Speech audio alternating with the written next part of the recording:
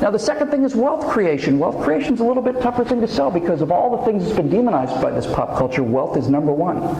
But this is where you can really kick them where they live. And liberals, by the way, not progressives, live in a world of unearned moral superiority. So this one's just too much fun. Let's say I'm talking to a large room of college students, and I'll say, how many of you guys out there would consider yourself socialists? I hate to break this to you, but it's 6 or 7 out of 10 in most colleges today.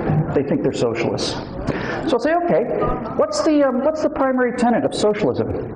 Most of these people know so little about what they claim to believe that they can't even answer that question. I have to argue their side for them. And I say, isn't the primary tenet of socialism from each according to his ability, to each according to his need? Yeah, that's what we believe. We like that stuff. That sounds good. Fantastic, I say. Excuse me? It's thirsty work saving the planet. I say, okay, just you socialists who raised your hands a minute ago, what do you got? I've got an i5. What do you guys have? And there'll be iPhones and Samsungs and Droids and stuff. And I'll say to the socialists, I'll say, bring your smartphones down.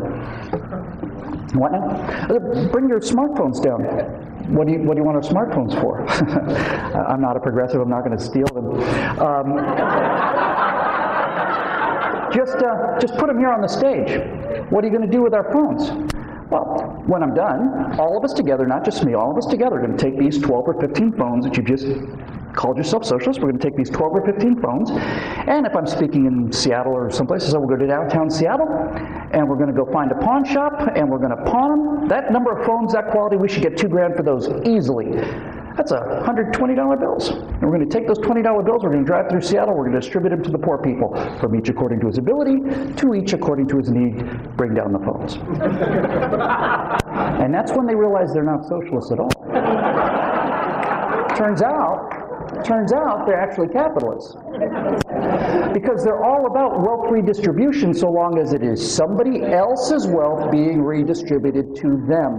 But when you point out to them that their wealth is much greater than it's not a whole lot greater for students than wealth of poor Americans, but certainly that there are people in the world where your cell phone could feed a family for a year, easily. The cost of your Xbox 360, that toy you have that you play sometimes, you could feed a family for a year in Africa, easily. So bring it down. Bring it down and give to each according to his need. And they don't. And they shouldn't. Because it's theirs. It's your stuff.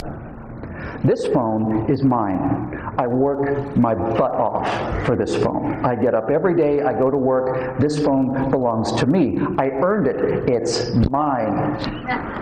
They feel the same way about their phones, even though their parents bought them for them. But they get the idea. They get the idea. So now you got them 2/3 of the way there. You got them believing in freedom and wealth creation, in the idea of private property. They love to talk about how they don't want private property because they want other people's private property given to them in terms of health care and give me all these tax benefits, all this other stuff. But when their stuff has to go out the door, suddenly they're not socialists anymore. Funny how that works.